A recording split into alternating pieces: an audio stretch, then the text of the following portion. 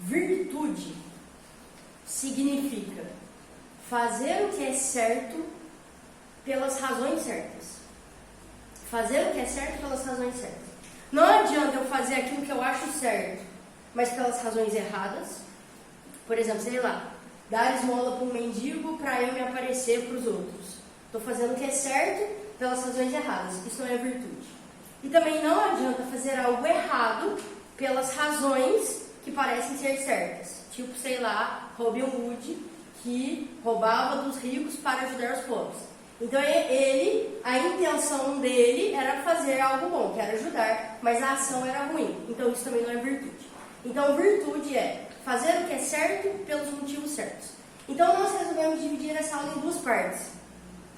Então hoje nós vamos falar sobre as razões certas. Hoje a aula, por que fazemos o que fazemos?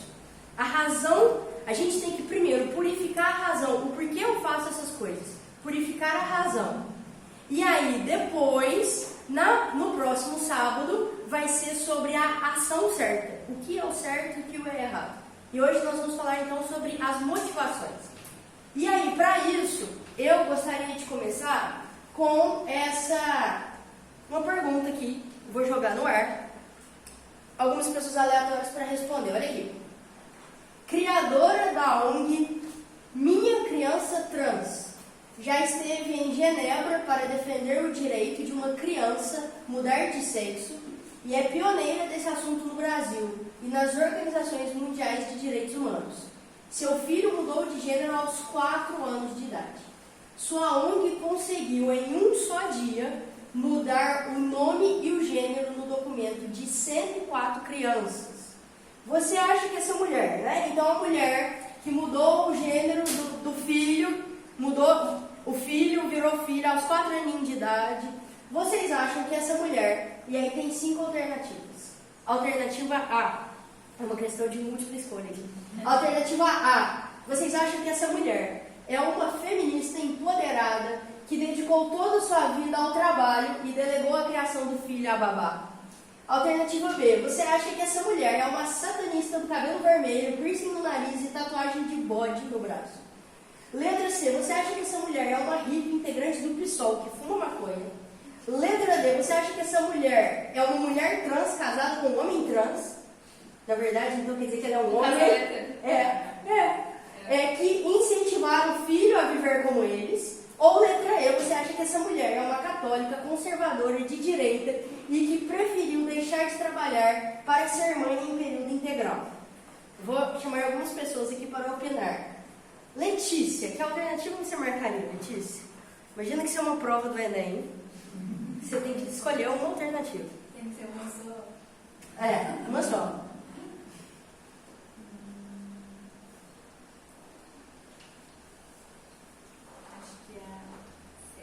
Essa mulher existe de verdade, tá? Um detalhe. Você acha que ela é uma hippie integrante do PSOL que fuma maconha? Tá. Mais uma pessoa. Pedrinho, você acha que essa mulher é o quê? Você acha que ela é uma feminista empoderada que dedicou toda a sua vida ao trabalho e delegou a criação do filho a uma babá? A gente sempre fica em dúvida entre A, B, C e D, né? Pois é, por incrível que pareça, essa mulher, ela existe, ela é real. E ela se diz católica, conservadora, de direita, e que largou de trabalhar para criar o filho. E aí isso é muito chocante, gente, ler um negócio desse, né? Como que a mulher, ela se diz católica, conservadora, de direita, ela parou de trabalhar para cuidar do filho, e essa mulher, o filho com 4 anos, ela mudou o filho para filha, né? E hoje ela viaja pelo mundo defendendo essa pauta, foi a primeira que foi lá para Genebra e é a primeira pessoa do mundo a defender isso lá em Genebra. E ela, né, a ONG dela, ela é fundadora de uma ONG, e a ONG dela conseguiu mudar o gênero de 104 crianças no mesmo dia. E aí a gente fica sem entender o porquê, né? Então, próximo slide aí, por favor. Eu estou falando de uma mulher chamada Tamires Nunes. Ela é a mãe do Bento, que aos 4 aninhos de idade virou Ágata. E ela deixou de trabalhar para cuidar do filho, católica, até hoje ela se diz católica. E por que a gente está falando dessa Tamires Nunes, né? nós estamos falando dela porque, mesmo que alguém se diga católica, conservadora, de direita, essa pessoa pode ser extremamente imatura e fazer algo muito errado, guiada pelas motivações erradas. Que é exatamente esse o tema da aula. É virtude, fazer o que é certo pelos meios corretos e com a motivação correta. A nossa aula eu tinha dito que a gente vai falar sobre a motivação correta. Essa mulher, ela parecia ser muito bem intencionada. Parecia ser uma pessoa muito bem intencionada. Só que depois, quando a gente pega a vida dela, e eu não vou ficar comentando a vida dela aqui não foi esse o objeto da aula, mas a gente vê que a motivação dela completamente errada. Porque ela é extremamente matura, né? A gente viu um podcast dela, e aí conforme ela está sendo entrevistada, a gente está vendo, assim, a loucura, sabe? Assim, porque aí ela vai contando o que levou ela a mudar o gênero do filho com 4 aninhos de idade, né? E aí a gente vai entendendo, gente, assim, loucura total, né? O menino, né, o Bento, ele tinha uma irmã, e aí por causa da irmã, ele gostava de brincar de boneca. O que, gente, é muito natural, porque a irmã mais velha, ele tinha ela como a única referência de criança, ele gostava de brincar de boneca. E aí na festa dele de aniversário, de 4 aninhos, ele ficou emburrado, ele estava lá emburrado, porque a festa era a temática do Mickey, e ele queria que fosse a Minnie. E aí ele estava lá emburrado, a mãe pega e liga para uma amiga que era dona de loja e fala para ela, né? Ó, traz uma boneca aqui rápido, porque a hora que ele abrir todos os brinquedos e ver que não tem nenhuma boneca, ele vai ficar muito triste. E aí o tempo todo, quando a gente vai vendo o podcast dela, a vida dela é em função de ser aceita pelo filho, sabe? Ela quer, assim, que as atitudes dela agradem o filho. Né? Tanto que é o filho que escolheu chamar a Ágata. Pensa assim, não, e a mudança de sexo começou quando o moleque tinha 3 anos e 11 meses. Então assim, pensa o que levou essa mulher a chegar até em Genebra defendendo isso. Ela se deixou levar pela vontade de uma criança de 3 anos e 11 meses, né? Ou seja, uma pessoa imatura, porque ela não soube ser firme, né, não soube ser firme ali com a criança de 3 anos, né? Porque uma coisa é quando o moleque já tem 15, 16, 17 anos, realmente é difícil. Mas a criança tinha 3 e ela ali, ela quis deixar que o filho mandasse para ele não ficar chateado com ela, né? E aí a gente vai falar um pouquinho das 12 camadas da personalidade. Vocês já ouviram falar das 12 camadas da personalidade? Já ouviu? Já ouviu? Não? E aí agora eu passo a bola para ela. Então, os objetivos desta aula. Nós temos 4 objetivos para essa aula. Conhecer e entender minimamente as 12 camadas da personalidade. Ser capaz de tentar começar a entender as motivações que nos levam a gente a fazer o que a gente faz. Compreender isso também nos nossos pares, ou seja, nas pessoas com as quais a gente convive. E da nossa parte, né, incentivá-los conscientemente, né, a lutar para tomar os passos do amadurecimento, certo? Para ter motivações mais elevadas. Então, em primeiro lugar, da onde surge essa coisa da teoria das 12 camadas da personalidade? Mais ou menos em 1990, o professor Olavo, ele acompanha um psicólogo mesmo, que chamava Juan Miller. E aí, era um psicólogo que ele não era brasileiro, ele era muito bom, muito diferente, e ele tinha muitos bons resultados. E aí o Olavo foi convidado para acompanhar algumas sessões em que ele podia entrar, e esse cara era muito diferente. Tem até uma história de que o Olavo estava lá, né, esperando a sessão de terapia, chega um cara, né, um rapaz, para ser atendido por esse psicólogo, ele levanta e fala assim, você só volta aqui, você não volta aqui mais de bermuda, você corta esse cabelo e arruma um emprego, você só volta aqui desse jeito. Aí passa uma semana, o menino faz isso, ele volta e ele já volta melhor. Né? Então assim, o primeiro contato que esse psicólogo teve, ele já toma essa medida e já tem resultados efetivos. E aí o Olavo começa a perceber tudo aquilo e ele começa a entender que ele tem visões diferentes, né? Ele consegue articular várias correntes da psicologia, mas esse psicólogo ele não conseguia explicar isso.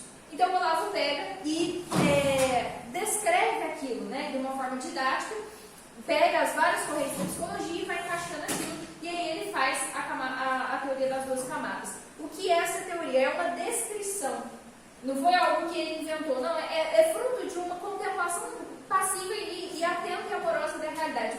Você olha e você fala, não, realmente é assim mesmo, certo? E depois disso, né, o Olavo ele traz isso, e aí depois o Dr. Então Marcilli, como médico, traz novos elementos. Ele acrescenta as origens daquilo, trazendo as faculdades humanas, que é uma coisa que a gente não vai falar sobre isso hoje, mas só para vocês saberem, então traz as faculdades humanas, e a partir desse momento ele consegue trazer ferramentas terapêuticas para isso. Então ele consegue pegar aquilo que estava na teoria e trazer para a prática terapêutica do consultório.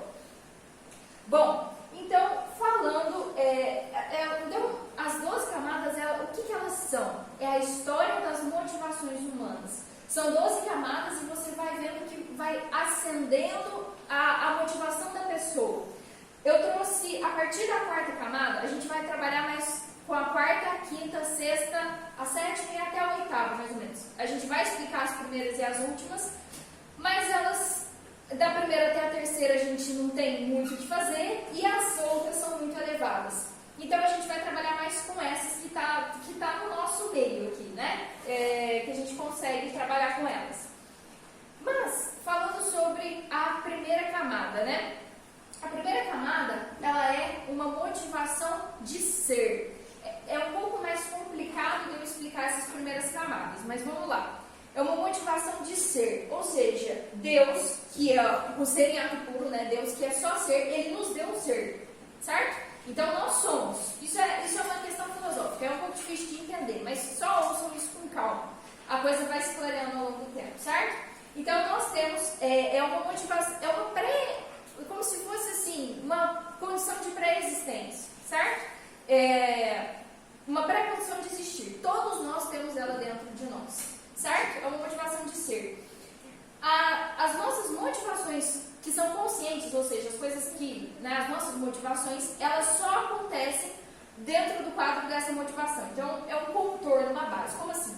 Eu quero ser nadadora olímpica. Eu consigo ser? Não. Por quê? Porque isso não está dentro do meu contorno. Eu não tenho o aspecto físico, por exemplo, de ser uma nadadora olímpica. Então, o meu ser, né, existem várias coisas que eu posso ser dentro do meu contorno, dentro da minha realidade.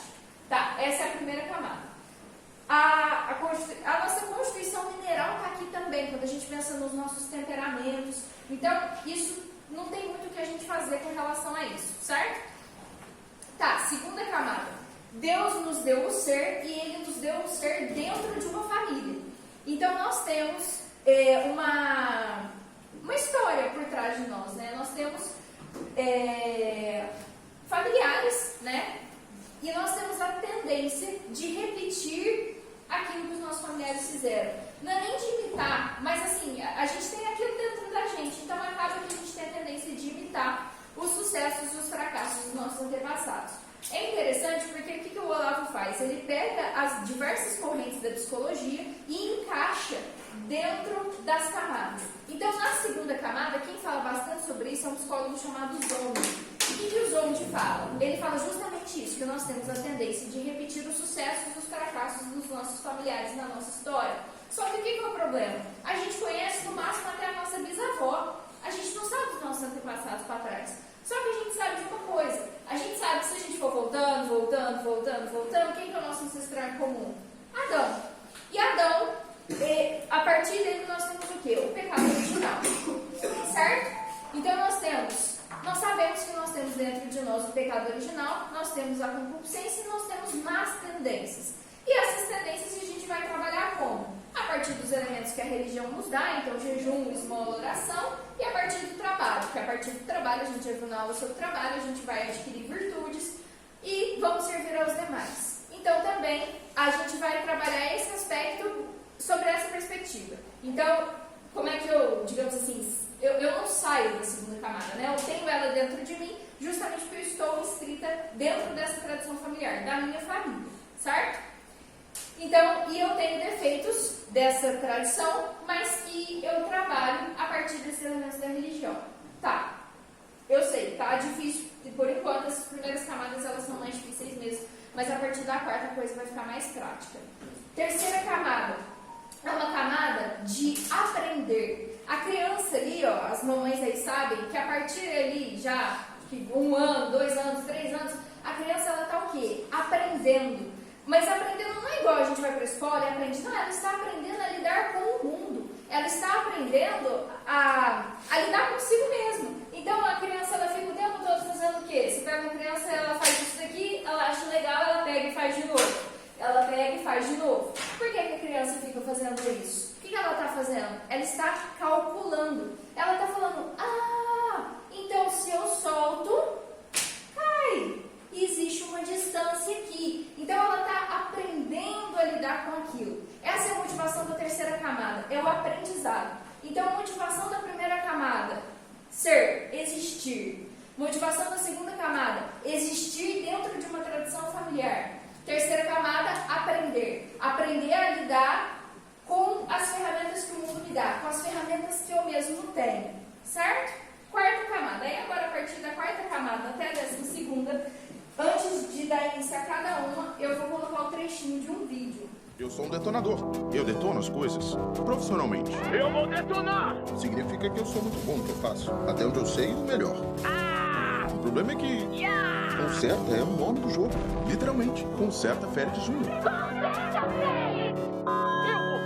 Então, naturalmente, o carinha que chama Conserta Félix é o mocinho.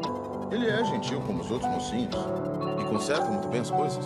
Mas, se você ganha um martelo mágico do seu pai, aí fica fácil, né? Se ele fosse um carpinteiro desses comuns, eu garanto, não seria capaz de consertar o estrago que eu faço assim rápido. E quando o Félix faz um bom trabalho, ele ganha uma medalha. Mas dão medalhas pra quem detona as coisas muito bem? Você tá de brincadeira, né? E não dão. É que, desculpa o desabafo, fica difícil gostar do trabalho quando mais ninguém curte o que você faz. E todos vão para suas casas e eu vou para minha, que, por acaso, é no lixão.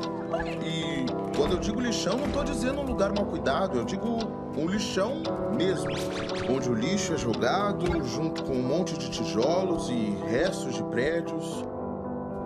É isso que eu chamo de lar. Acho que eu não posso reclamar demais. Tenho os meus tijolos, meu tronco. Mas,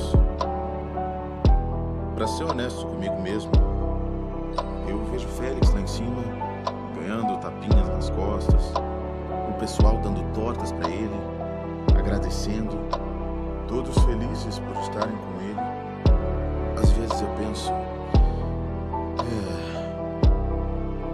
deve ser muito bom ser um mocinho. O Félix tem que estar em cima porque ele vai ganhar uma medalha. Bom, e se a gente pegar essa medalha e dar pro Ralph dessa vez? Seria o fim do mundo, Jim? Você está sendo ridículo. Só os mocinhos ganham medalhas e você, amigo, não é um mocinho. Eu posso ser um mocinho se eu quiser e posso ganhar uma medalha. Aham. E quando fizer isso, pode voltar aqui. Aí, então, finalmente vamos deixar no alto do bolo com vocês? Se ganhar uma medalha, deixamos você morar na cobertura. Mas isso nunca vai acontecer, porque você é só o vilão que detona o prédio. Não, eu não sou. Sim, você é. Não! Não sou!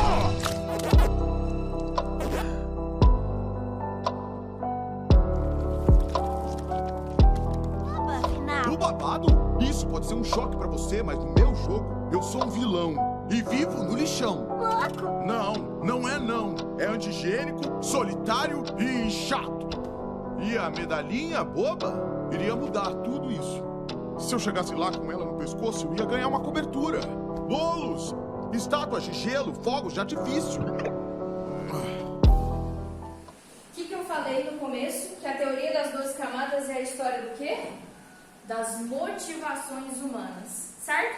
Quando a gente olha para o Ralph, que é esse personagem, primeiro vamos contextualizar, né? Para quem não conhece o desenho, Detona Ralph é um desenho interessante até, que é o desenho de um... É como se... O por trás do videogame. Tipo assim, tem o videogame, os personagens do videogame, aí depois que apagam as luzes, é eles vivendo e tal, contando a história dos personagens do videogame. É um desenho interessante, Eu vejo um problema nele, porque eu acho que existe uma inversão simbólica nesse desenho, justamente porque o Ralph é o vilão, e aí depois no final eles têm lá, tipo, como se fossem uns alcoólicos anônimos, assim, uma terapia coletiva, e aí eles fazem lá quase que um mantra, assim, né? Eu sou vilão, e isso não é ruim, e não sei o que, não sei o que. Existe essa inversão simbólica de que, não é ruim eu ser vilão. Mas por que eu queria analisar, vamos ignorar essa parte, tá? Vamos fingir que nós não estamos falando sobre isso. A análise que eu quero fazer é o seguinte: qual é a motivação do Ralph? O som estava meio ruim, mas eu não sei se vocês ouviram. Tem uma hora que ele fala, né? A hora que ele está conversando com a menininha. Ele fala para ela assim: essa medalha vai mudar tudo. Eu vou ganhar estátua de gesso, eu vou ganhar fogo de artifício, eu vou ganhar torta de maçã, eu vou ganhar tapinha nas costas. Qual que é a motivação dele? E você percebe isso, gente, se vocês analisarem, se vocês assistirem esse filme com essa ótica, vocês vão ver que do começo ao fim do filme é essa a motivação do Ralph. E ele bagunça os jogos inteiros, porque cada jogo tem o seu reino. Ele sai do jogo dele, porque o jogo dele é o Concerta Félix, né, lá do Mario. O Mario, aquele? Parece o Mario. É o Félix, né? Então, tipo assim, o que é o jogo, né, que ele participa?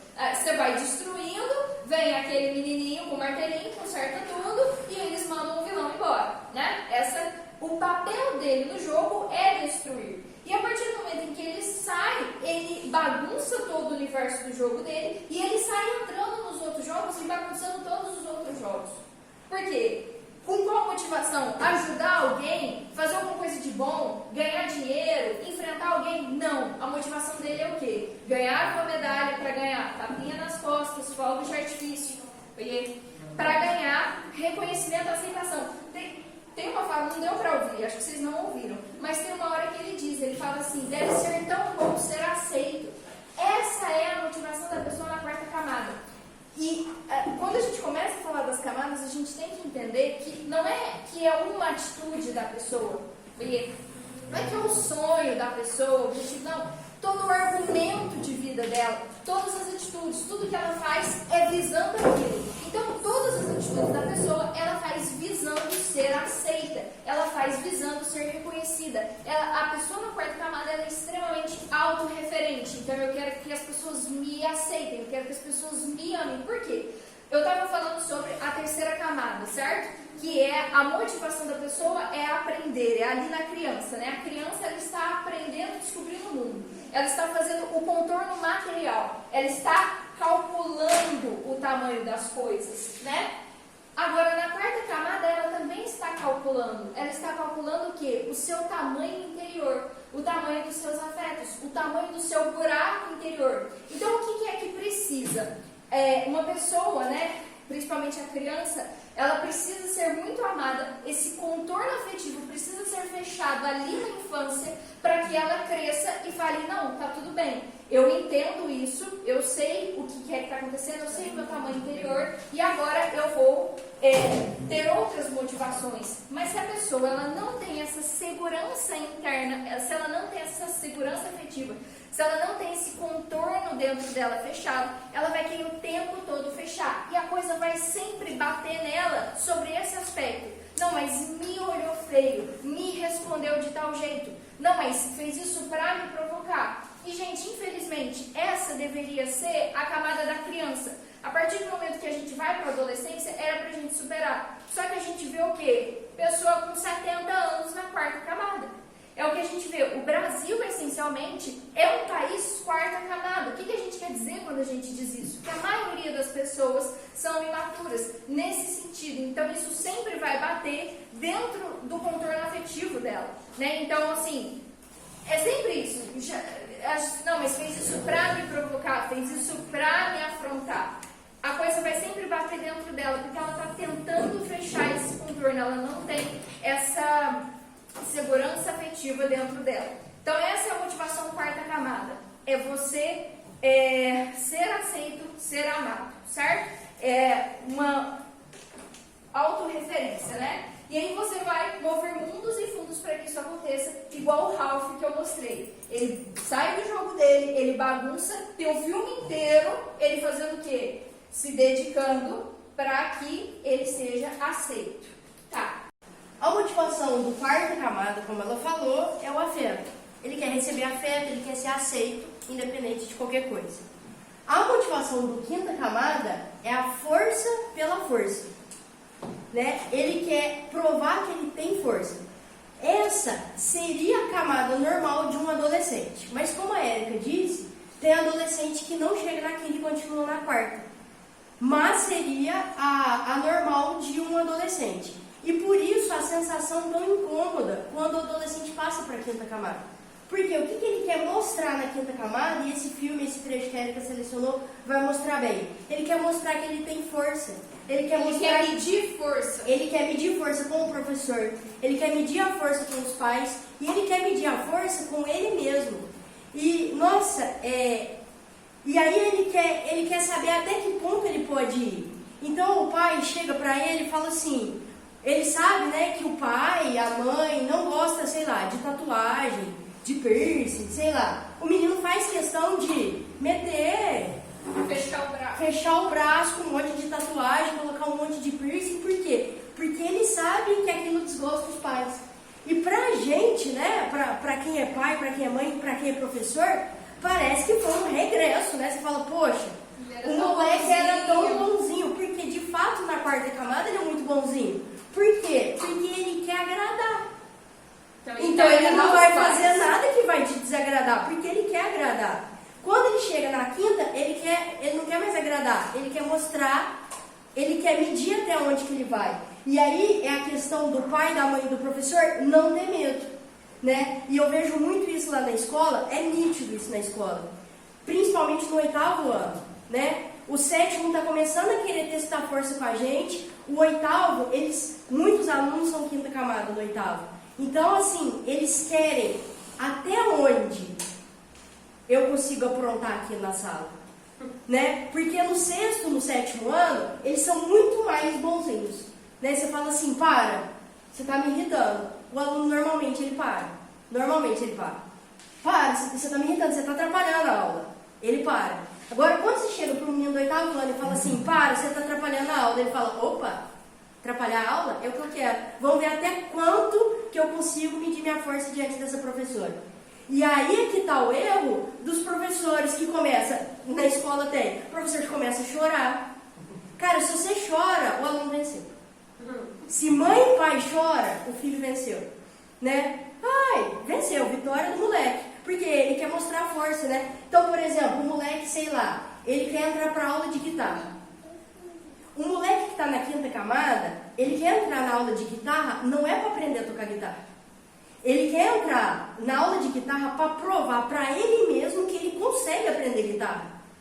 E aí, se você quer ajudar, peraí, o papai te ajuda, ele fica puto. E por quê? Porque ele quer provar para ele mesmo que ele consegue fazer aquilo. É a idade de se aventurar. Então eu quero, sei lá, família tem roça, eu quero andar pro meio do mato sozinho. Porque eu preciso ver até onde eu consigo. E não é nem só para afrontar o pai, a mãe, o professor. Na verdade, é um teste com ele mesmo. Ele precisa saber até onde ele consegue ir. Pô, eu preciso saber se eu dou conta de andar no meio do mato sozinho ou não. Eu preciso saber se eu dou conta de aprender a tocar guitarra ou não. E aí a motivação de quem está na quinta, por exemplo, né? A pessoa que arrumar uma namorada ou que arrumar um namorado, não é porque quer namorar, é porque, pô, eu preciso provar pra mim mesmo se eu dou conta de ter uma namorada. Porque meus colegas têm. Será que eu dou conta de arrumar uma namorada? Será que eu dou conta de ter um namorado? Então, já totalmente diferente da quarta camada. Porque a pessoa da quarta camada, quando ela arruma um namorado, é por pura carência. E aí fica aqueles namorados super meloso, aquele negócio insuportável, totalmente dependente emocionalmente. Então a pessoa chora porque demorou para mandar bom dia, porque que foi dormir e não mandou boa noite. Isso é sinal de que a pessoa está na quarta camada. Ou seja, eu estou namorando porque eu preciso receber essa afeto, é carência. Já na quinta, não. Na quinta eu preciso provar para mim mesmo e para os meninos da minha sala e para os meus pais e sei lá, e para quem me acha feio, que eu dou conta de arrumar um namorado, que eu dou conta de arrumar uma namorada, né? Então, é a força pela força, né? E aí, o que você pode fazer? Já que o moleque quer essa força pela força, ele quer mostrar essa força dele, algo bom, principalmente para os homens, né? Colocar na luta. Por quê? Porque ele tem essa necessidade. É uma necessidade dele, eu preciso saber até onde a minha força vai. Pô, então vai fazer judô, vai fazer MMA, vai fazer boxe, apanha um pouco lá, musculação. Pra ele precisa ter isso, né? É como uma criancinha. Se você for ver, a Erika falou lá da terceira camada. A criancinha solta o papel, pega. Cai no chão, pega. O que ela tá testando? Olha, se eu soltar, cai. É um aprendizado, ela tá aprendendo. E na quinta camada, ela também tá aprendendo. Olha, se eu fizer tal coisa, eu dou conta. Olha, isso aqui eu já não dou conta. Né? Então, na verdade, gente, não é para afrontar. Muitas vezes o pai, a mãe, que é quarta camada, o professor que é quarta camada, é para me afrontar, é porque ele não gosta de mim, é porque não sei o que. Aí o pai quer tentar agradar, quer dar chocolate, então vamos na Disney, vamos fazer tal coisa, ele faz de tudo. E às vezes o problema não é contigo, o problema é com ele mesmo, que ele precisa provar para ele mesmo o que ele dá conta de fazer. Né? Isso, nessas duas camadas também, essas duas camadas são muito problemáticas, né? Por isso que a gente precisa ajudar as pessoas a amadurecerem. Muitos problemas de homossexualismo estão relacionados a essas duas camadas. Tanto a quarta camada, que é por carência, quanto a quinta camada é para mostrar que eu não consigo, é para afrontar, é ver até onde eu consigo ir. Então, assim, muitas vezes a gente... E lógico que não tá errado, óbvio que não, né? A gente, sei lá, tem um filho homossexual, um sobrinho homossexual, um primo homossexual, a gente começa a fazer novena. Lógico que eu não tô falando que isso é inválido de forma alguma. E faz novena, e marca a missa e tal. É lógico, o lado espiritual, óbvio, gente, que Deus, ele colabora, óbvio. Mas assim, a graça pressupõe a natureza.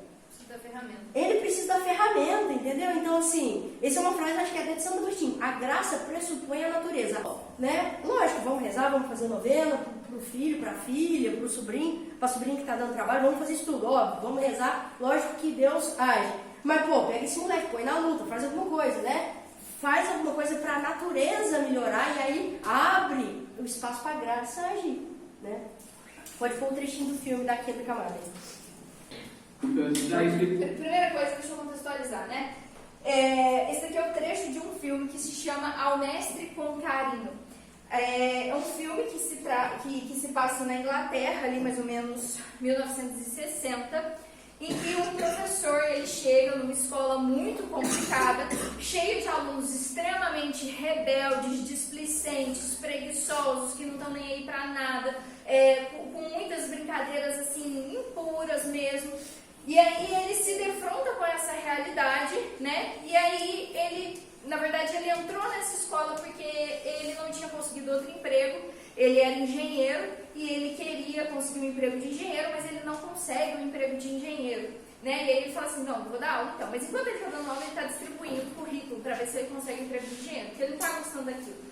Mas a partir do momento que ele, né, é desafiado ali com aquela sala de aula, ele vê aqueles alunos rebeldes, ele fala assim, não, eu preciso fazer alguma coisa, né, para ajudar esses meninos. E aí, essa daqui, à medida que o filme vai passando, né, ele vai conseguindo conquistar os alunos, mas tem um que continua afrontando ele. Então, essa daqui é uma cena que eles estão na educação física, e aí acontece isso daqui. Todos alinhados aqui no centro. Hoje podemos ter o boxe em primeiro lugar, Sr. Thackeray? É uma boa ideia, podemos fazer. Por quê? Seria uma mudança? Está bem. Formem os pares. Alô? Se incomoda de fazer par comigo, Sr. Thackeray? O Sapiano quebrou o bracinho. Eu torci. Veja. Eu acho que você deve esperar e treinar com o Potter, um dos outros, quando acabarem. Ele vai ficar cansado, professor. Vamos. Eu não me importo de trocar uns socos com o senhor, não. Acho melhor esquecer isso por hoje. Muito bem, vamos.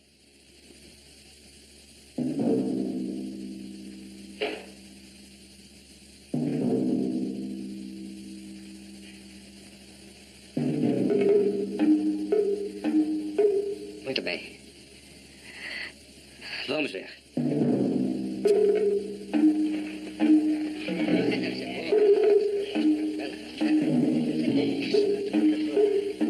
Gostei de você, Danahan.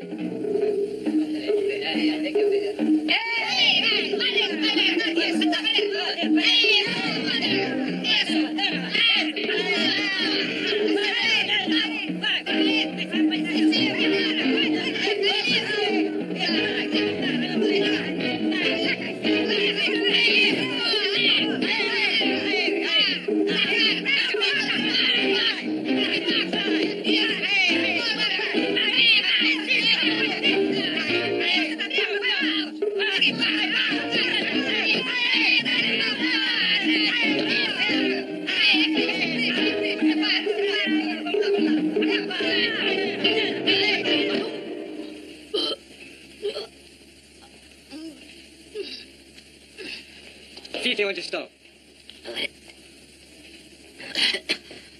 Calma. Potter, Gypsy, recolham as luvas e as guardem de novo na caixa. O resto de vocês, alinhem-se aqui para o salto. Abaixe a sua cabeça. Está melhor? Estou. Venha para cá. Pode deixar.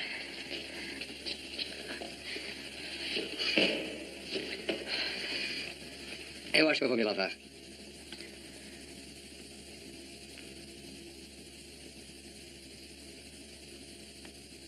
Ei, você está bem, cara? Tô. Não, tem certeza? Claro, tudo legal, tudo legal. Puxa.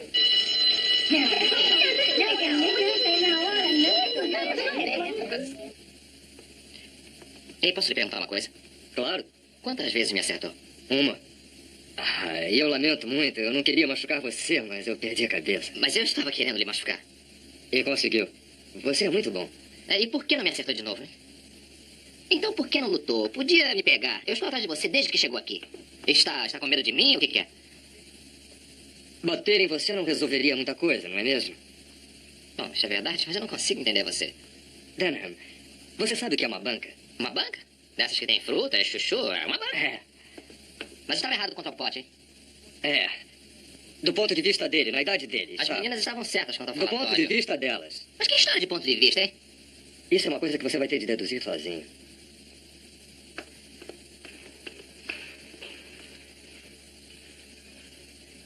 Que tal um emprego de meio horário no próximo período, ensinando boxe às menores? O quê? Se quiser, eu podia falar com o Sr. Florian. Eu garanto que haverá algum salário, dinheiro para você. Puxa, eu ensinando? É importante para os menores saberem se defender, não acha? Mas por que está fazendo isso, hein? Boa sorte com a sua banca, Denham.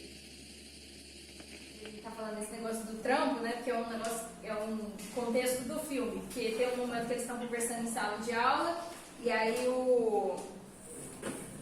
eles estão falando sobre trabalho, né? E aí esse menino fala que quer mexer com alguma coisa ilegal, tal, não sei o que, é por isso que ele tá provocando. Mas é interessante porque a maior parte disso que a gente aprendeu num curso que a gente fez com o Ítalo, né? E ele conta de uma experiência dele no consultório de um menino que chegou pra ele, assim, adolescente rebelde, aquele jeito largadão e não sei o que, era mais alto do que ele, né? Então ele já chegou assim querendo medir força, chegou, sentou na frente dele assim, já mexendo no celular, com que deboche, né? Não tô nem aí, não queria estar aqui. E aí o Ítalo vira pra ele e fala pra ele assim, cara, deve ser um lixo mesmo ter essa tua vida, né? Você não consegue nem, como é que é? Tipo, não consegue nem escapar dos seus pais, papai e mamãe, obrigado por você estar aqui. Aí o que ele fez? Ele bateu na soberba. Porque na quinta camada a pessoa é muito soberba, ela é muito autossuficiente. Então você precisa bater na soberba, só que se bater pra cima. O que ele faz aqui no filme? Ele faz justamente isso. Ele bate no menino, literalmente, nesse caso é literalmente, né? Mostra pra ele, eu sou mais forte do que você. Então a pessoa madura precisa fazer isso. Ela precisa demonstrar que ela é mais forte, mas não pra humilhar a pessoa simplesmente, porque aí ela estaria tendo uma motivação quarta camada. Não, eu só quero humilhar pra você, eu quero mostrar que eu sou melhor. Não, porque ele precisava mostrar que ele era melhor, que ele precisava mostrar que ele era mais forte pra poder educar aquele menino. E aí ele bate, mas ele incentiva o menino a crescer, a melhorar. Você não quer um emprego? Ele já vai sugerir, não, você é bom no boxe, você não quer ensinar para os mais novos? Então isso é muito interessante, né, do ponto de vista educacional. Tem um aluno meu, muito engraçado, que ele é todo o arquétipo da quinta camada por inteiro. E um dia eu dando aula pra ele, no meio da aula, assim, eu olho pra ele e ele tá assim. O que é isso? Tô vendo quantos segundos eu consigo ficar sem respirar. Pra que você tá fazendo isso? Eu sei que pra vocês parece bobeira, mas eu preciso muito provar pra mim mesmo o quanto que eu consigo fazer. Nossa, a hora que ele me respondeu consigo, né? Então, assim, essa é a frase da quinta camada. Ele precisava, ele ainda falou assim pra mim, eu sei que isso parece bobo pra você, ele falou isso pra mim, né? Então, assim, pra ele era importante mostrar pra ele mesmo o quanto ele conseguia ficar sem respirar, né? Então, assim, são as coisas da quinta camada, né? As adolescências dos adolescentes de quinta camada querendo provar pra ele alguma coisa. Só que essa força da quinta camada é uma força inútil, né? O que esse meu aluno ganhou sabendo quantos segundos ele consegue ficar sem respirar? Nada. É uma força absolutamente inútil. O que esse moleque ganhou ali apoiando o professor? Nada, né? Então, assim, essas forças da quinta camada são forças inúteis. E de tanto fazer essa força inútil, chega uma hora, e deveria, né, natural o amadurecimento, porque as 12 camadas são 12 passos de amadurecimento de alguém. Então, conforme eu vou passando de camada, eu estou amadurecendo. O que seria alguém mais maduro, alguém da sexta camada? É a força útil. Então, eu pego essa força que eu já descobri que eu tenho, e aí eu começo a usar ela de forma útil. Por exemplo, ganhar dinheiro. E aí é um exemplo claro, esse professor estava tentando passar esse moleque da quinta camada para a sexta. Ô moleque, eu vi que você é forte. É uma força inútil ficar batendo nos outros. Vamos tentar pegar essa força e transformar ela numa força útil? Vem aqui de tarde dar aula para as crianças e você ganha dinheiro. Opa, ganhar dinheiro. Eu estou pegando a minha força e estou fazendo algo útil com ela. Não é só para eu sair e ser um brigão e ficar mostrando para as pessoas que eu dou conta, né? É a força útil, exatamente isso. E essa é a da sexta. E não é só necessariamente força, né? É resultado. Algo que te dê um resultado, não precisa ser necessariamente... Força física. Não precisa necessariamente ser uma força física. E não precisa necessariamente dinheiro, mas que te dê um resultado, algum tipo de resultado. Exato. Prático. E aí, na sexta camada, pela primeira vez, o moleque ele começa a ver fruto no trabalho dele. Né? Então ele começa a fazer as coisas pelo fruto que aquilo dá. Então, por exemplo, eu sei fazer alguma coisa, eu sirvo para alguma coisa, e eu consigo ter resultado a partir dessa coisa que eu sei. Então, por exemplo, o moleque na quarta camada que quer arrumar uma namorada, ele quer arrumar por carência, porque ele quer um carinho, porque ele tá carente. O moleque na quinta camada é uma força inútil, ele quer provar para ele e para os colegas que ele dá conta. Só o moleque na sexta camada que realmente quer namorar porque ele quer namorar. Porque isso é um fruto do meu esforço. Pô, eu me esforcei para conquistar aquela menina e agora eu tenho um namoro. Então, esse é o fruto do meu esforço. De ir lá, tentar me esforçar, me arrumar a meia aqui, passar um perfuminho. Olha o fruto disso. Consegui uma namorada, né? E isso vale para qualquer escala, tá, gente? Sei lá, um juiz do STF, né? O juiz do STF, e não é assim por idade, cara. Não tem nada a ver, porque pode ser um cara de 80 anos e também não é assim... pelo tanto que estudou nem nada. Você pega, sei lá, um juiz do STF, né? O cara fez direito, conseguiu, passou no concurso para juiz. Ou seja, se você for pensar, seria o topo do intelectual, o cara já é velho e tal. Ele pode ser que ele esteja na quarta camada. Se ele estiver na quarta camada, sei lá, que ele tá no falando, auge é para agradar a sociedade. 60 anos, 70 anos, o cara pode muito bem estar na quarta camada e ele julga de acordo com o que a sociedade espera dele, com o que a Rede Globo vai falar, do que ele vai julgar, do que com os outros 11 amiguinhos, 10 amiguinhos, do que os outros 10 amiguinhos vão falar dele. Isso é um juiz quarta camada, ou seja, ele pode estar na quarta camada. Um juiz do STF que esteja na quinta camada. Aí ele vai querer pegar aqueles casos mais difíceis e provar. Eu quero provar para os meus 10 amiguinhos que eu dou conta de resolver esse negócio. Agora, quando ele está na sexta camada, ele quer julgar justamente porque ele vê naquela sentença o fruto do trabalho, o fruto de anos e anos de estudo. Pô, ele olha para aquela sentença bem feita e a hora que ele lê e fala, pô, que sentença bem feita que eu dei aqui. Isso aqui é fruto de anos e anos de faculdade, de mestrado, de doutorado, papapá. Eu consigo ver um fruto naquela minha sentença. Pô, olha isso aqui, ficou bem feito, né? Então, pela primeira vez, até eu estava vendo um vídeo esses dias do Instituto Borborema. Ele fala assim que você só pode contar com alguém que esteja da sexta camada para frente. Porque se você for contar com alguém que está na quarta, pô, só decepção, né? Porque ele vai querer ver o dele primeiro, né? Eu tô só vendo o meu. Ah, eu vou ficar bem, eu vou ficar feliz. Né? Se o cara estiver na quinta, ele quer só se empoderar em cima de todo mundo, né?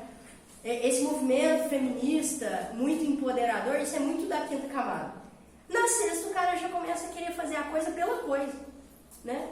Pô, eu quero dar aula pela aula, eu quero dar uma sentença pela sentença, eu quero namorar pelo namoro. Então ali já começa pela primeira vez a você poder contar com aquela pessoa. E por isso também que é importante a gente saber dessas coisas, porque isso evita frustração na vida. Porque a gente fica muito frustrada, porque tal pessoa eu confiava muito em tal pessoa e ela pisou na bola comigo. Gente, às vezes ela pisou na bola com você porque ela é uma baita quarta camada, uma baita quinta camada, super imatura e que não dá mesmo pra confiar nela. Você que não devia ter confiado nela. Normalmente a sexta camada, ela é muito forte, assim, não estou falando que todo empresário está na sexta camada, mas quando a gente olha para esses grandes empresários, né, esse pessoal, sei lá, Steve Jobs, essa galera, a gente consegue perceber, óbvio que a gente não consegue julgar completamente, porque a gente não sabe quais são as motivações de toda a vida daquela pessoa, mas por algumas falas a gente consegue perceber algumas coisas. Olha que interessante. Essa carreira que você desenvolve há tantos anos na área de desenvolvimento pessoal, negócios, marketing digital, começou em que ano, Pablo? Cara, minha história começou em 87, nascendo no banco da frente de um Voyage, né? Quando você no banco da frente de um Voyage, conta essa história aí, velho. Não, a pior parte da história é que eu nasci num banco de um Voyage e meu filho 03 nasceu num banco de uma Land Rover, e eu dirigindo. Nasceu no banco, não, na frente, igualzinho. Caramba, cara. E teve essa repetição aí na história. Eu sou filho de faxineira, minha mãe por muito tempo cuidava da limpeza de algumas casas. Meu pai, funcionário público, eu vim de escola pública, só que eu fui pro direito, sou formado em direito. Fui para Brasil Telecom, na época foi comprada pela Oi. Fui atendente de call center, cresci 5 cargos verticais na companhia, fiquei quase 8 anos e expandiu minha cabeça pro mundo dos negócios. Aí o Rica Vírus me pegou no meio do caminho. Eu queria, no mundo corporativo, ser presidente dessa operadora telefônica. E, por outro, eu queria ser o melhor advogado do Brasil. Isso eu tinha 18 anos de idade. Eu pus 18? Isso na cabeça. E aí, no percurso, eu não sabia qual caminho eu ia seguir. Aparece o bendito Rica Vírus e me pega no meio do percurso. Um amigo me chama para investir num evento, para produzir um evento, lotar um ginásio, produzir um show. E nesse evento eu trabalhei ali algumas semanas, eu recebi o dinheiro que eu não ganhei em 4 anos de Brasil Telecom, mesmo tendo saído de lá executivo. Puta merda. E aí o Rica Vírus pega e eu falo, cara, o que eu quero com a advocacia? O que eu quero com trabalhar pros outros? Eu vou construir isso aqui. Aí o Rica Vírus me pegou ali e nunca mais fui o mesmo.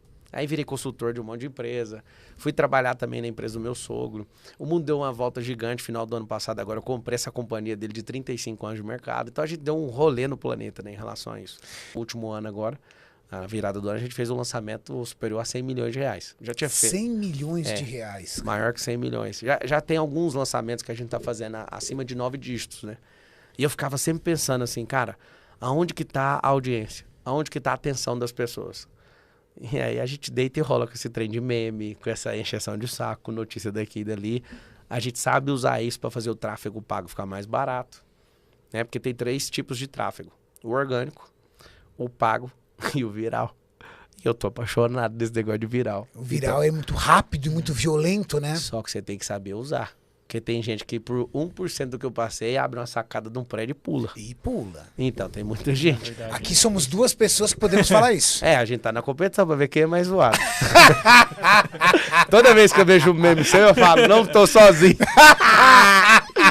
Primeira coisa, né? Porra, quando eu vi a galera rei dos memes, cara. Não, total. E aí, a primeira coisa que eu vi sendo perseguido, eu te mandei mensagem, né? Pode olhar no Instagram. Não baixa a cabeça que você é de verdade, maluco. Se baixar a cabeça, mesmo estando na verdade, você vai ser atropelado. É isso. Então, assim, a gente tá numa geração onde as pessoas, elas, como elas não dão conta de prosperar, elas querem cancelar os outros. Exato. Essa parada de Big Brother, por exemplo, a pessoa, ela quer ter a certeza que ela cancelou a outra, que ela votou na outra, que você não falou que eu concordo. Eu não tô nem aí se as pessoas concordam com o que eu tô falando, isso não é um debate. Se chamar eu pro debate, me dá a inscrição, eu vou pro debate. Mas, por exemplo, o que eu falo nos meus canais é o que queima no meu coração, não é para ninguém concordar. E às vezes, talvez 90% das pessoas comentam, eu não concordo, eu escrevo lá no meu coração. O problema é seu. Justamente essa parte, né, que ele vira e fala, eu não tô nem aí se as pessoas concordam comigo ou não. A pessoa na quarta camada, ela quer ser aceita, ela quer que as pessoas concordem concorda, não quer.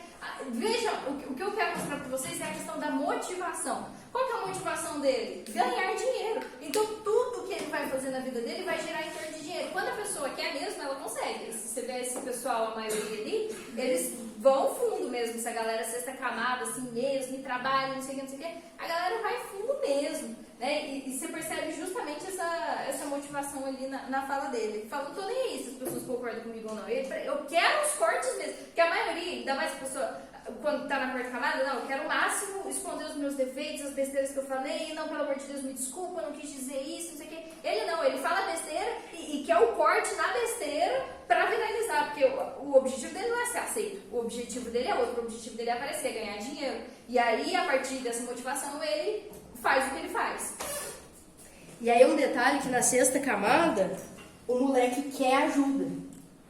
Lembra que eu falei que na quinta camada ele não quer ajuda? Na quinta, lembra que eu contei a história? O moleque, ele quer aprender a tocar guitarra, e aí se você ajuda o moleque a tocar guitarra, ele vai ficar bravo. Por quê? Porque ele quer mostrar pra ele mesmo que ele dá conta. Na sexta camada, ele não quer mostrar nada pra ninguém, ele quer tocar guitarra. Então ele aceita ajuda, né? Ele vai aceitar. Quanto mais pessoas ajudarem ele, melhor pra ele, né? E aí a sétima camada. Mas até então, né? Todo mundo que a gente foi falando aqui tá olhando pra si. Quarta camada, são os meus afetos. Na quinta camada, a minha força. Na sexta camada, o meu dinheiro, o meu fruto que eu tô dando. Tudo é eu. A partir da sétima camada, você já começa pela primeira vez na vida, e é muito triste saber que tem pessoas que morrem sem nunca ter chegado na sétima. Pela primeira vez na vida, você, tem mais pessoas. E aí você se dá conta do seu papel no mundo.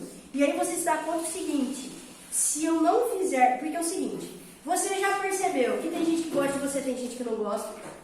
Quarta camada, você já superou isso. Na quinta, você já viu que tem força, tem coisa que você consegue, tem coisa que não, você já testou sua força, tá tranquilo. Na sexta, você viu que dá pra pegar aquela sua força e ganhar dinheiro e produzir fruto com aquilo, beleza. E aí agora você começa a olhar pros outros e fala assim, peraí, tem coisas que eu sei fazer bem, e que se eu não fizer, vai ter uma lacuna no mundo se eu não fizer aquilo. E aí você começa, a motivação passa a ser superior. Pela primeira vez, você chega nas camadas superiores. Sétima camada já é uma camada superior. Que você fala assim, cara, se eu não fizer aquilo vai dar um rombo. Talvez não na sociedade inteira, no mundo inteiro, mas pelo menos na minha casa vai ter um rombo, né? Thaís, né? Eu não preciso pensar na sociedade assim, bilhões de pessoas do planeta. Não. Tipo assim, se eu não fizer um almoço hoje, vai ter um prejuízo aqui pro meu esposo, pros meus filhos, né? Eu tô olhando, se eu faltar, eu que sou professora, se eu faltar, vai ter um prejuízo ali pros meus alunos. Pela primeira vez não é mais sobre mim. Só que, cara, é muito difícil chegar na sétima, muito, porque não colabora. As coisas não colaboram. Cara, vocês precisam parar com essas frases motivacionais. Tipo assim, nossa, tem uma mãe de uma afilhada minha, todos os dias, absolutamente todos os dias, ela posta no status alguma coisa tipo assim, sabe assim, se ame mais, sabe assim, tipo assim, seu tá guardado. Tipo assim, se ame mais, aprenda a fechar os ouvidos para o que os outros falam, ame-se mais, aceite-se mais, não se importe com a opinião dos outros, você tem que se amar, pare de se preocupar com os outros, em primeiro lugar você, absolutamente todos os dias ela posta um negócio desse no status.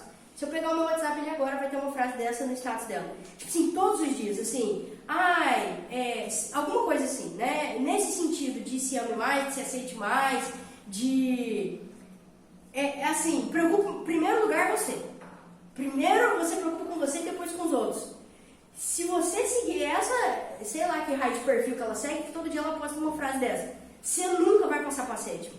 Porque não é isso que Cristo nos ensina. Né? Não é isso. Em momento nenhum ele se preocupou com ele. Né? Em várias passagens você pega, não estou falando que Cristo está na sétima, óbvio que não, né? Mas assim, é lógico que passa pela sétima, e aí você fala assim, e você pega as passagens dele,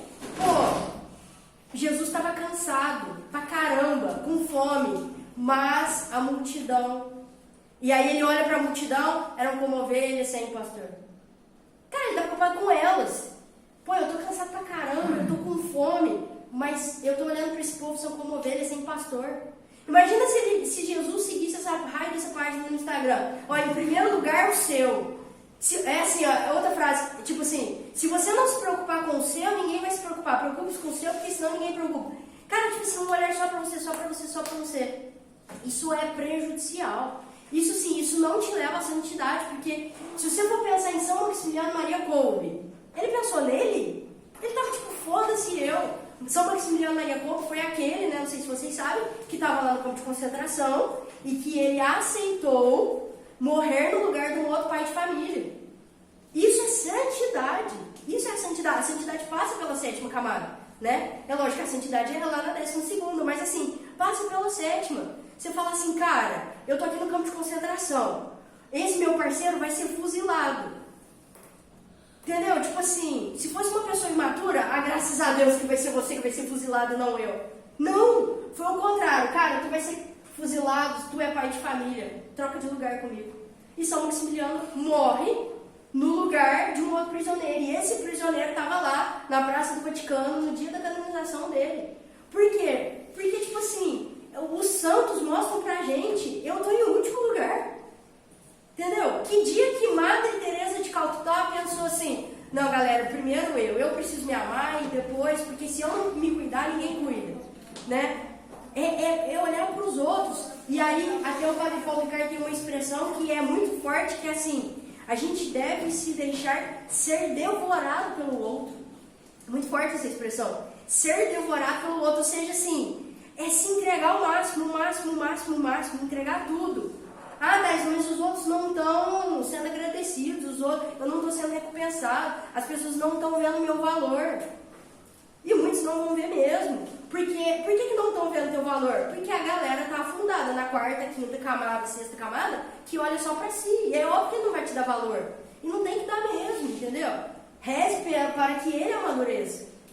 Porque se ele não está conseguindo te dar valor, é porque ele está preso em si, ele está lá nas camadas inferiores. Então a gente tem que ter esse olhar, né? E a 7ª camada é a primeira vez que eu começo a ter esse olhar. O outro, né?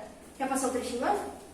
É o trecho desse mesmo filme, né? E aí a gente, ó, o Mestre com Carinho, e aí a gente vê em comparação, né? O aluno 5ª camada, ao passo que o professor tem maturidade.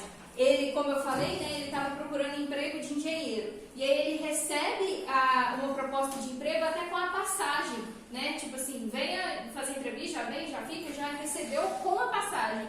E aí enquanto ela vai pegando, porque a 7ª camada é a camada da vocação. Por que é a camada da vocação? Porque o que é vocação? É o meu chamado para esse mundo. O que Deus me chamou a dar para esse mundo? Só na 7ª camada eu descubro a vocação. Se eu for uma menina lá da 4ª camada, 5ª camada, eu ainda não descobri meu lugar no mundo. Porque eu ainda estou preocupado comigo. Meus afetos, meu. Quando eu chego na 7ª, que eu falo, pô, eu consigo oferecer isso pro mundo. Aí eu descobri minha vocação.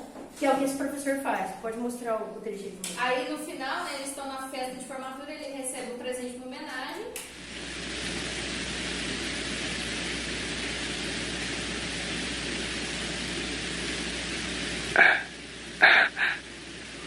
Eu acho que é melhor ir embora e guardar isso.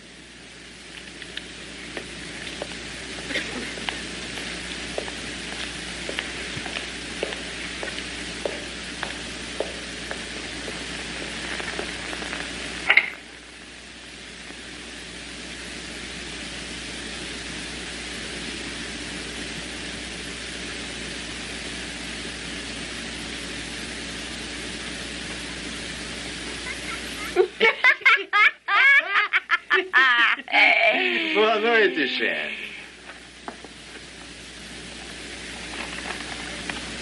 É bonito, não é? Eu estou na sua maldita classe no próximo período.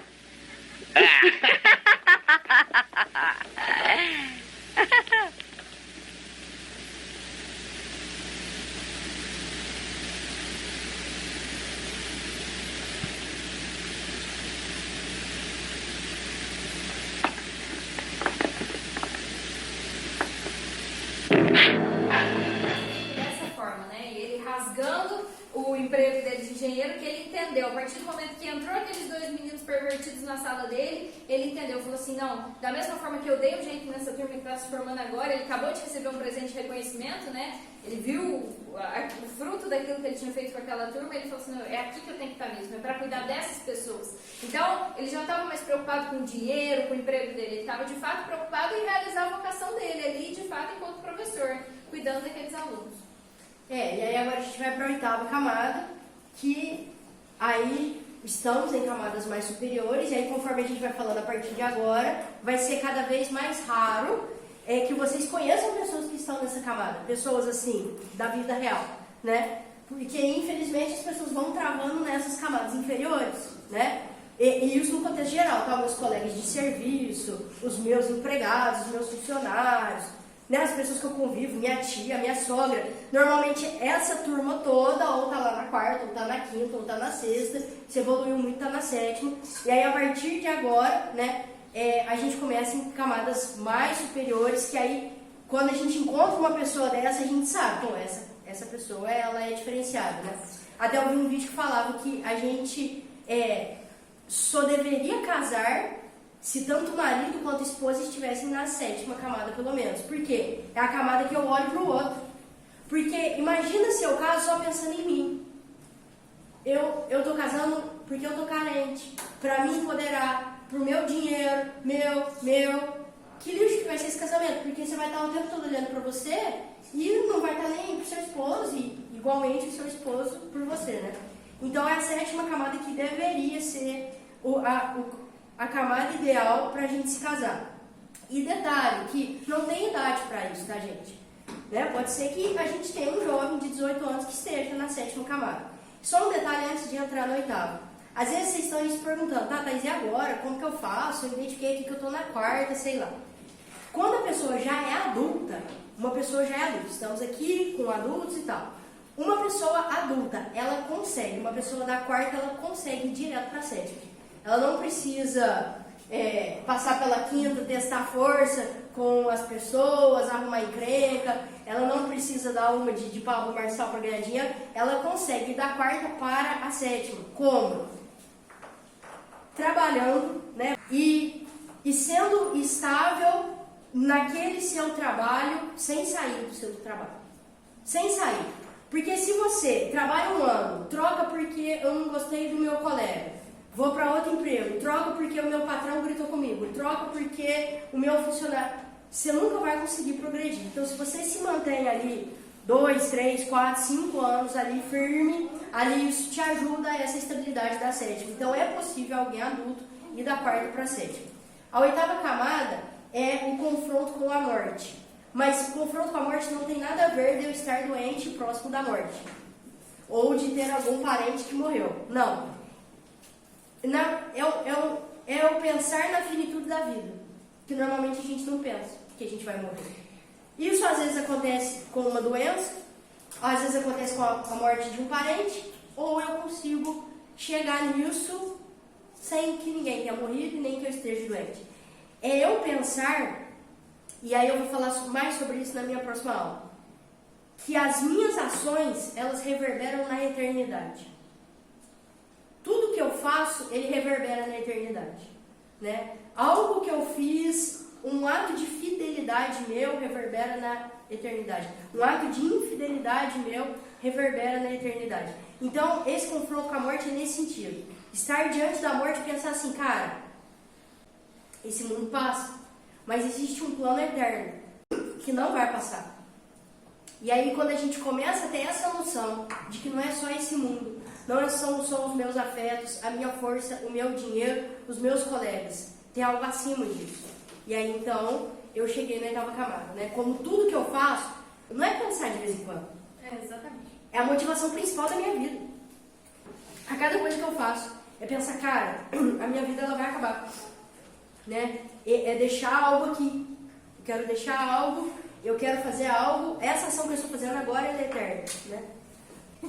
É exatamente isso, né? É você entender que não é só uma vez ou outra que você pensou sobre isso, ou é o seu argumento vital, é toda a sua existência biográfica, ou seja, toda a sua vida, todos os seus atos serem voltados para aquilo. E quando a pessoa é confrontada já madura, né, que ela chega nesse ponto e ela olha de fato para a vida dela e ela faz a grande pergunta: retifico ou ratifico? Ou seja, tudo que eu fiz até agora, eu retifico, aliás, eu ratifico, né, eu confirmo tudo que eu fiz até agora, faz sentido tudo que eu fiz? E se ela ratifica, é um processo de morte porque ela vai matar alguma coisa. Se ela ratifica, ela mata todas as outras possibilidades. Ela fala assim, não, é isso aí, vou continuar fazendo isso daqui que eu estou fazendo, porque é esse daqui o caminho. Se ela fala, não, eu retifico, ou seja, profundamente, é aquela mudança profunda de vida que ela diz assim, não, eu retifico, né? Eu preciso consertar tudo. Ela vai matar toda aquela existência anterior dela para modificar a vida. E tem agora um trecho, vai do Gladiador. Gladiador, para quem não sabe, é um filme lá que se passa na época da Roma Antiga, né? Que tem o general, né? O Máximos, que é esse cara aqui, ele é general, tal, no contexto de guerra, e tem um rei, e esse rei, ele está morrendo.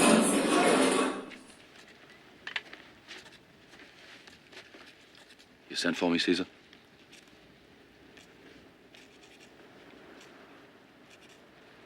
Caesar. Tell me again, Maximus. Why are we here? For the glory of the Empire, sire. Ah, yes. Ah, yes, I remember. Do you see that map, Maximus? That is the world which I created. For 25 years, I have conquered, spilt blood, expanded the empire.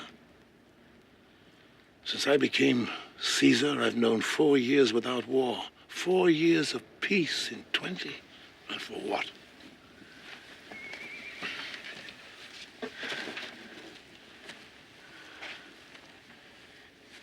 I brought the sword.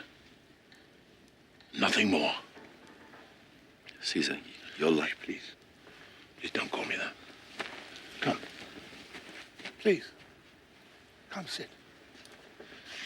Let us talk together now. Very simply, as men. Well, Maximus, talk. 5,000 of my men are out there in the freezing mud. 3,000 of them are bloodied and cleaved. 2,000 will never leave this place. I will not believe that they fought and died for nothing. And what would you believe? They Maximus? fought for you.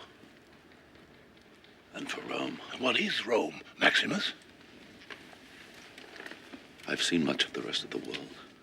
It is brutal and cruel and dark. Rome is the light. Yet you have never been there. You have not seen what it has become. I am dying, Maximus. When a man sees his end, he wants to know there was some purpose to his life. How will the world speak my name in years to come? Will I be known as the philosopher, the warrior, the tyrant? Or will I be the emperor who gave Rome back her true self? There was once a dream. Quando o homem está morrendo, ele quer saber o propósito da sua vida. Então, de fato, ele está ali se confrontando com a morte. Ali, no fato, fisicamente mesmo, porque ele estava morrendo. Mas isso não precisa necessariamente acontecer só quando a pessoa está morrendo, né? Esse confronto do ratifico ou retifico. Qual o sentido da minha vida diante da morte? E aí nós passamos, então, para a 9ª camada, que aí, como a Thaís disse, são camadas cada vez mais superiores e a gente não vai nem entrar muito nelas, porque elas vão ficando cada vez mais difíceis de ser entendidas, porque elas são cada vez mais difíceis de serem percebidas na realidade. Então, mas a 9ª camada é a pessoa que ela, da vida intelectual, ela está disposta a todo custo. O motivo da vida dela, a motivação da vida dela é descobrir a verdade. Então ela vai fazer tudo, ela vai mover mundos e fundos para descobrir a verdade, independentemente do quanto isso custa, independentemente do que isso significa. Ela está aprendendo, ela está estudando para descobrir a verdade. É diferente daquele aprender dos 3 anos de idade lá da 3ª camada. Ela não quer descobrir, não, ela quer estar diante da verdade, ela quer se confrontar com a verdade. E aí, o trecho que eu trago aqui da 9ª camada é do filme Matrix. Eu imagino que deva estar se sentindo um pouco como Alice, escorregando pela toca do coelho. Eu acho que sim. Vejo isso em seus olhos. Você é um homem que aceita o que vê, porque pensa estar sonhando. Ironicamente, não está muito longe da verdade.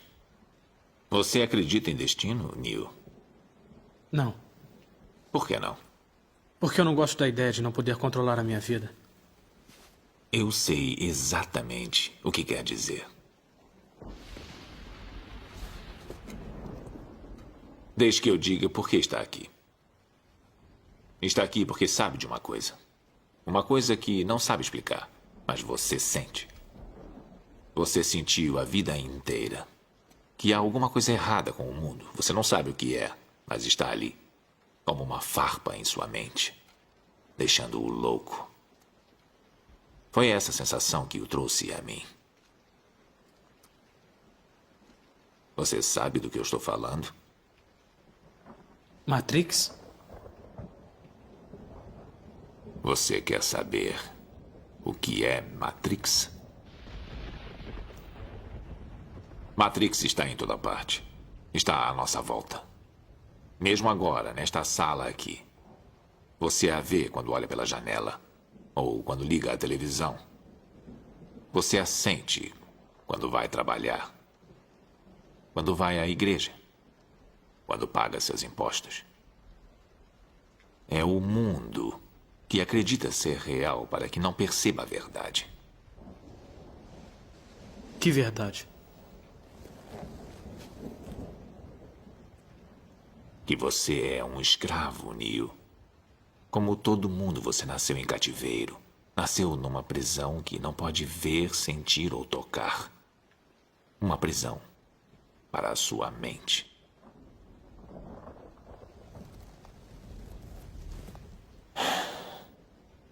Infelizmente, não se pode explicar o que é Matrix. É preciso que veja por si mesmo.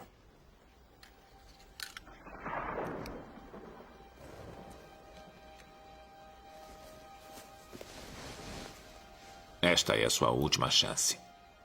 Depois disto, não haverá retorno. Se tomar a pílula azul, fim da história. Vai acordar em sua cama e acreditar no que você quiser. Se tomar a pílula vermelha, fica no País das Maravilhas. E eu vou mostrar até onde vai a toca do coelho.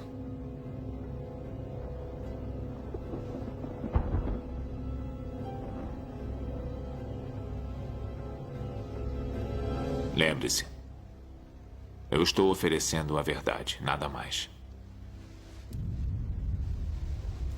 Neil, então, faz a escolha pela verdade. É isso que ele quer. A motivação da vida dele, então, é descobrir a verdade. Então, ele vai mover tudo que ele tem para mover, ele vai dedicar a vida dele, a motivação principal, o argumento principal da vida dele vai ser a busca pela verdade, que é onde ele escolhe tomar a pílula vermelha para poder enxergar a verdade. Por fim, a partir do momento em que a pessoa vê a verdade, ela decide então que vai viver de frente para aquela verdade. E aí ela passa para a 10ª camada, que é a camada da moralidade. Então é a camada que a pessoa ela está entre o bem e o mal. E ali definitivamente ela vai escolher ou pelo bem ou pelo mal. Então, e é perigosíssimo se a pessoa ela escolhe pelo mal, né? Porque é uma pessoa extremamente madura que ali ela verdadeiramente enxergou o mal, então ela não está ali igual a novela da Globo, aquela vingança, aquela coisa louca, não. Ela escolhe pelo mal, pela maldade mesmo. Ali na 10ª camada é a porta. Então, dali pra frente, na 11ª e 12ª, não existem pessoas más, mas até a 10ª camada a gente pode ter pessoas más. E ali na 10ª é pior ainda, porque aí ela de fato escolheu o mal pelo mal. Mas quando a pessoa escolhe o bem, ela escolhe o bem pelo bem mesmo. É porque da mesma forma que existe graus de bondade, existe graus de maldade. Existem pessoas que são mais más do que outras. Existe hierarquia no mal e no bem. It's like in the great stories, Mr. Frodo. The ones that really mattered. Full of darkness and danger they were. And sometimes you didn't want to know the end. Because how could the end be happy? How could the world go back to the way it was when so much bad had happened?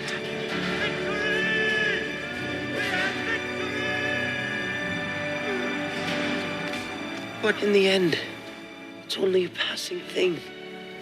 This shadow, even darkness must pass. A new day will come. And when the sun shines, it'll shine out the clearer. Those were the stories that stayed with you, that meant something, even if you were too small to understand why. But I think, Mr. Frodo, I do understand. I know now.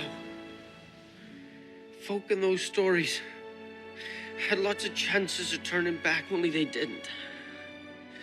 They kept going because they were holding on to something. What are we holding on to, Sam?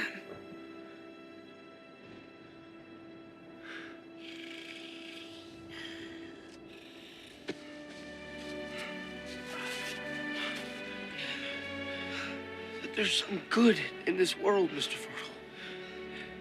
And it's worth fighting for. Em que nós estamos nos agarrando, Sam?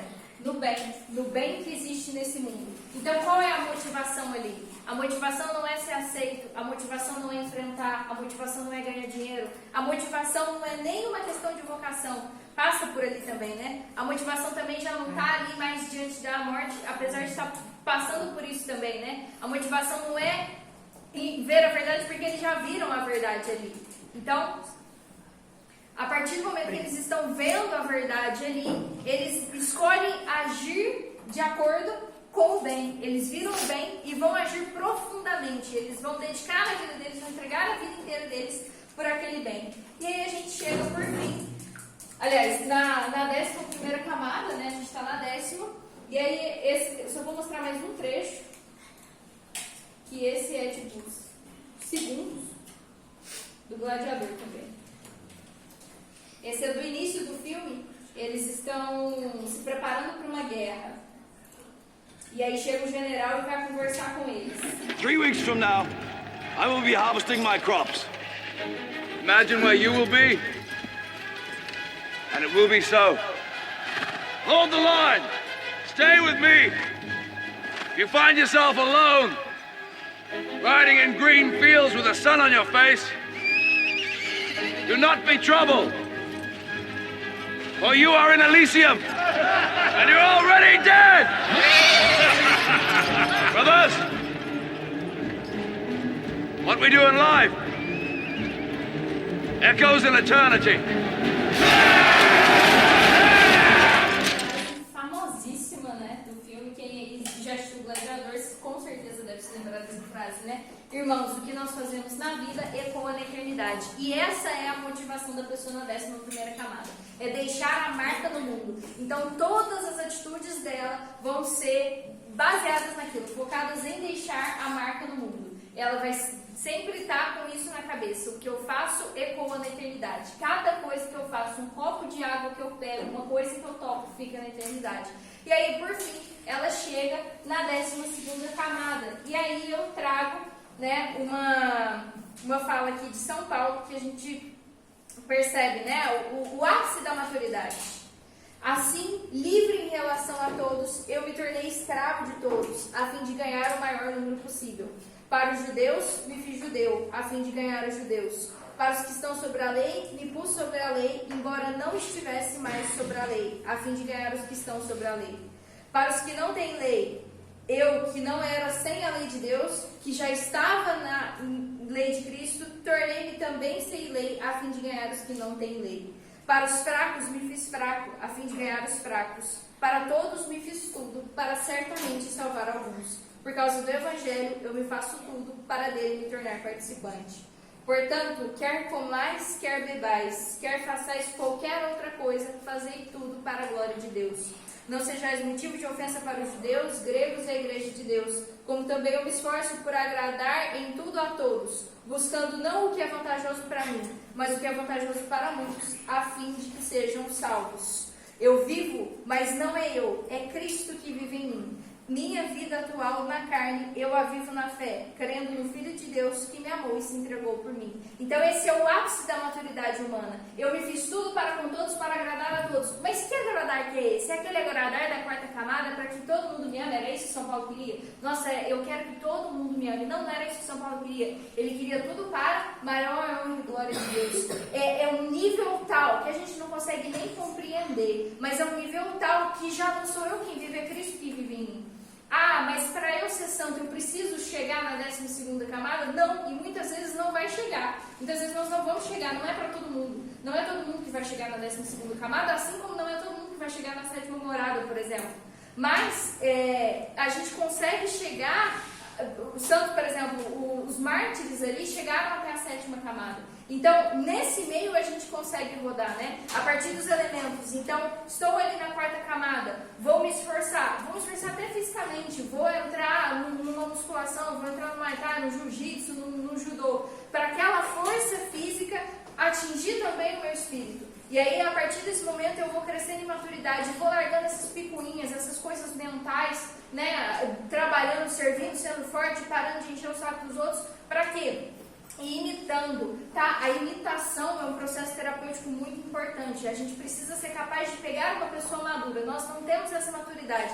Então a gente precisa meio que pegar por osmose a partir da imitação de uma pessoa madura. A gente precisa ter referências de pessoas maduras, tá? Às vezes ao nosso redor, às vezes ali nas redes sociais, a gente precisa dessas referências de pessoas mais maduras para que nós sejamos capazes de amadurecer.